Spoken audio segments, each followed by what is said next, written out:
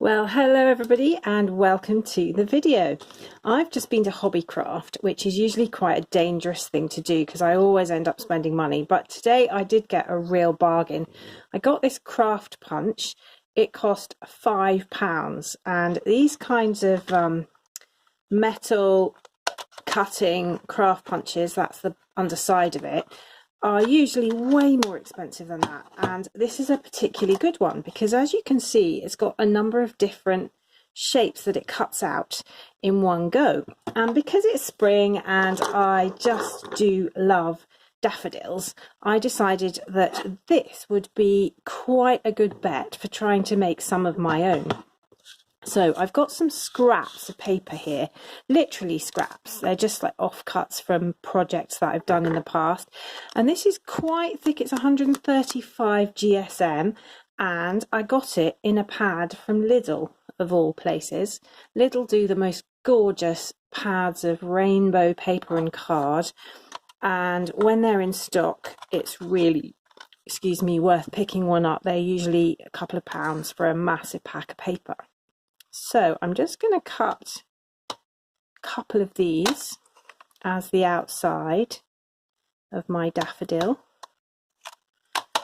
And this is a really nice punch. It's one of the really strong metal ones that cuts beautifully. Now I'm also going to cut some of the smaller flowers from the punch. So I'm just going to cut a strip here, and I'm doing these in orange. This is also paper from Lidl. And can you see there, I'm just going to cut a couple of these little insider pieces. Oh, little smaller flowers, which I'm going to make the sort of trumpet of the daffodil, I think. I mean, I'll try it and see how it works. Oh, it's quite stiff. And that's stiff because I've got some other pieces stuck in the punch there. So let's empty those out. Keep the punch clean. If these get annoying, these flappy bits, you can totally take them off. They're there because sometimes when you punch, if you don't have a cover, the piece that you're cutting just flies across the room. So that's why we have that. But actually, sometimes I find them quite annoying. I generally punch down the way and then it just tips onto the desk. Now, what I've got here by way of tools is a little foam mat. Can you see that? It's quite stiff, but it's got some spring in it. Sometimes that black foam packaging that you get with things is worth collecting because that works instead of this. I actually got this and these tools here that I'm going to use as part of this Susan's Garden toolkit that I got from Sizzix several years ago. And these are great, but you don't need these if you haven't got them. You can actually use the end of a paintbrush. So this is the round end, and this works just as well. But I'm going to use these tools because I happen to have them. So first of all, I'm going to make the outside of the daffodil, and I'm going to use this scoring tool and just kind of pull down the petals just to give them some dimension. Now, what's wonderful about paper is it's such a resilient stuff, and you can really mess around with it and it survives quite nicely, particularly because this is the thick paper. So I've just got some dimension there on those petals. If you don't have this or the foam, you could just kind of bend them in your fingers until you get the sort of effect that you're looking for. And again, don't be worried about the paper, it's very resilient stuff. So I've just bent those petals up there, and then I'm going to just run that around the middle and give it a little flat bit in the middle. There we go. But equally, if you wanted to use the end of a paintbrush, you could just use that. There we go. Okay, so that's going to be the outside. Now we've got this little orangey bit that's going to be the trumpet. And I think what I do want to do with that is literally fold around to make points on the petals. And I'm going to use this tool for that because I have it. But if you don't have it, don't worry, you can just fold it with your fingers. So I'm just scoring it there. Or maybe if you had the edge of a glue stick or something like that, you could do it, or just pinch it into little points with your fingers like that. And then again, I'm going to run this little ball into the middle to give it a kind of flat bottom, because I'm going to stick it down. But again, you could just do it with the paintbrush and just go like that into the foam, and you get a really 3D shape there. So there it is. Okay, so let's see what happens if we stick that together. So I've got some of the, excuse my arm, across the film. I've got a bit of Collal tacky glue here, it's wet glue. I'm just going to put a blob in the bottom. Whoops. Maybe put a slightly bigger blob in. There we go. And I'm going to use some tweezers to drop that in, but again, you know, if you've got steady hands, you don't need the tweezers. And what I'm going to do is line up the points on the middle bit with the points on the flower shape, and just line it up like that, and then press it down with the point of the tweezers so that it's roughly in the middle. I think I've got that slightly off center, and because the wet glue gives you some wiggle time, you can kind of move it around a bit. Right, there we go. That's going nicely. Now, once that glue's dried, if I'm not happy with the way the petals are sitting, I can totally pull it around a bit and it'll be fine with that. So I'm just going to pop it on there so the camera focuses. There, you can see that. That looks really daffodilish. Now, while that's drying, I'm going to try cutting some leaves. And I'm not going to bother about the punch for this. I've just got a bit of green paper here. And this is from the, sorry, there we go. This is from the same range from Lidl. And daffodil leaves are kind of long and tall and pointy, so I'm literally just gonna cut some bits. Oops, like that. One a slightly different height there. And let's have another really long, tall, thin one. Just cut that on the angle there and off the edge of the paper. And again, I'd like to give those some dimension too. So I'm going to bring my little foamy thing back and just doctor these a bit. Now, what I've got here on this tool is this sharp point, but it's not so sharp that it's going to make a hole in the paper. And I'm literally just going to use it to score there so that I can pinch it with my fingers more easily and kind of fold the bottom part of it to give it some dimension. But again, you know, if you don't have the tool, you can actually fold it without it. Or you could, as I say, get the edge of a glue stick or a knife, maybe a blunt table knife without the serrated bits, and just use it to score. And it's not precise. And that's kind of what's fun about it. You can't really do it wrong. There we go. That's getting onto a little curve there. And then I'm doing this one as well. So what I will do with those is probably put them on a little tag. And I could, if you wanted, do a little video of the tag that I'm going to make with this. But you can see that's going to come up really nicely when I glue it on something. Or you could put it on a card or all sorts of places. But I'm really thrilled with that. And I think it'll be really fun to make a whole lot of them. And you can see how if you just had a small amount of paper, you could make a lot of those very, very quickly. Now, the other thing I want to do is try making some slightly different flowers. And this is a really versatile punch. So I've got the yellow paper again. I'm going to try punching this big sort of daisy shape. There we go. And while I'm at it, I'm also going to use this piece of scrapbook paper that I've had for ages. It was just lying in my sort of bits of paper that you must use at some point because they're too nice to throw away kind of drawer, which I have. And so I'm just going to do one of this shape on there.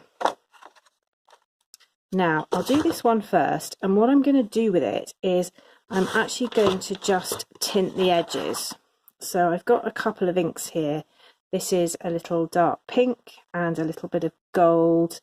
Let's try the gold one actually, see what that looks like. So this is just a very cheap ink pad. Got this from Hobbycraft years ago.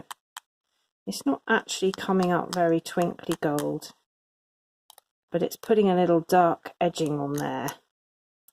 I don't know if you can see. I think though actually I'm going to abandon that one and use the pink, which will give a better finish. And yeah, look, that's coming up much more obvious. Can you see that? So I'm just going to edge the whole piece with that. And what this does is it just gives it a bit of dimension. If you don't have an ink pad, you could get a felt tip pen and just any colour you like. I mean, I've just chosen dark pink and kind of edge the piece with it. So I'm going to put that through the same process. I'm just going to add some dimension using this little hooky bit to the petals, which just makes them cup a bit. And then I'm also going to, oops, I think some of the videos call this stirring because you're kind of stirring around the middle to get a nice flat bit in the middle of the paper there. But I'm not going to put some more paper in the middle. I think what I'm going to do is just put one of these little gems in the middle. So these are the sort of gems you can get quite cheaply in craft packs. And I noticed that if you live in the UK, you get them in B&M Home Store. You can get them as part of a kind of craft set, and it's really not expensive. So I'm actually thinking that one's too small for this flower. Do you see that? I don't know what you think of that. To my mind, that's too small. So I'm just going to take it off, stick it back on the sheet. And this is a nice sheet because it's got different sizes. So I'm going to choose a bigger one. I think those are too big, but I'm going to choose one of these, which is just a little bit bigger, and pop that on. Now the glue's come off on that one, so I'm going to have to use the sticky glue, the tacky glue here. I mean, that's the thing. If you're using cheap supplies, they do sometimes not do what they're supposed to do. This is supposed to be self-adhesive, but, you know, to me that's fine because you can always find a way around it. So I'm going to pop that on there. And I really like the way that's looking. Now, I do feel like, though, I could do with a couple of smaller ones of that, or a slightly smaller version. So I'm just going to cut a little strip of this pattern paper and pop it through the smaller part of the punch. And I'll get one there and one the other side, just on the edge there. And I'm just going to do the same process with these. Now the punch has slightly ripped the edge of the paper, which is great because it means it'll take the ink better because it's a rougher edge. And sometimes if you've got very pigmented coloured printed papers, the ink that's been printed onto the paper doesn't take the ink pad so well. So that little rip on the edge is actually working in my favour there. And just do the same process again. Rough up the petals a bit.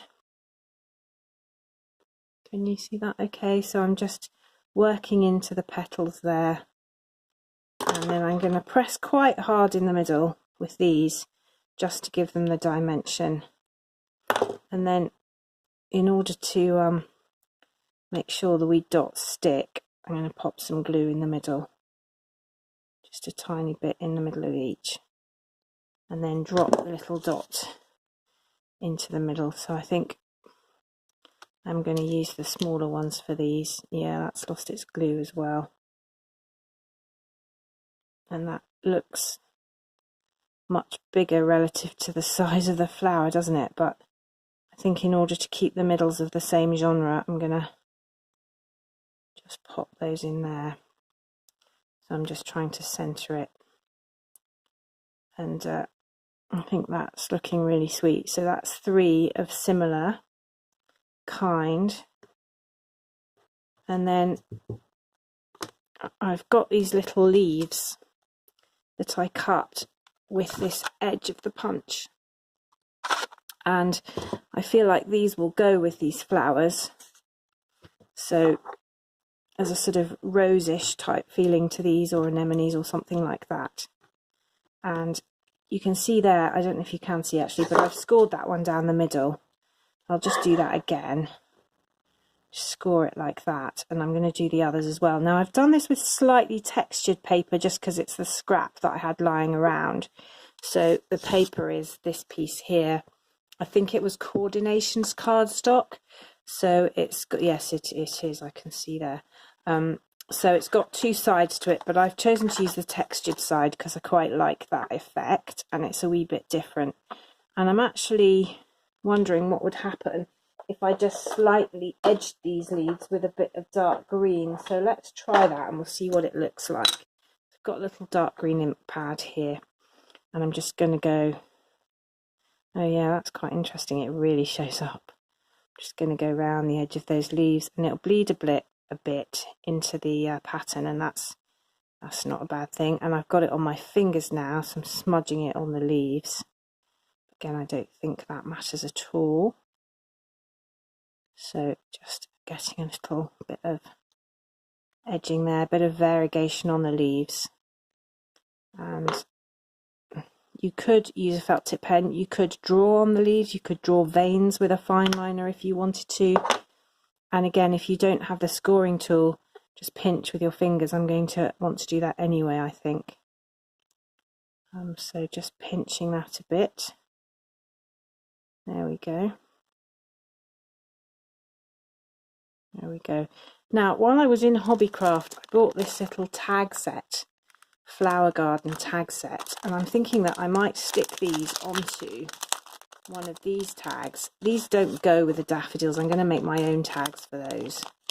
But I think what I might do with these, because actually that looks really sweet and the colours match perfectly, just fortunately, I'm going to stick that on there, and then maybe just put a couple of the little flowers here and here.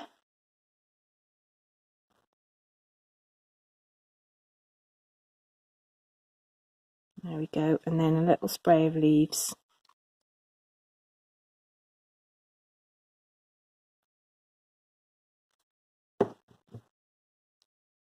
Just on there. I'm going to tuck them under the edge of the flowers, and it's quite nice to have them coming off the edge a bit. And hopefully this tacky glue will hold them nicely. And maybe, oops, one more coming off there. And again, you've got a bit of time just to move them around if you want to. So I'm just going to pop that there and move these flowers around a bit. So that makes a really sweet tag, I think, and looks quite professional, and yet was very, very easy to do. So the good old flower punch from Hobbycraft. Now I haven't done anything with this one yet, but you can see it'd be equally easy to do something nice with that. Very quick actually, just plonk something round in the middle just to make the petals stick up a bit, and then pop one of these. In fact, I'm going to use one of those. Let's put that pearl, pop that in the middle, and you've got a sort of yellow daisy instantly. I mean, that took seconds. So if you've got a flower punch, even if it's not this one, have an experiment and see what you can do. Please like and subscribe to the channel, and I'll see you next time. Bye bye.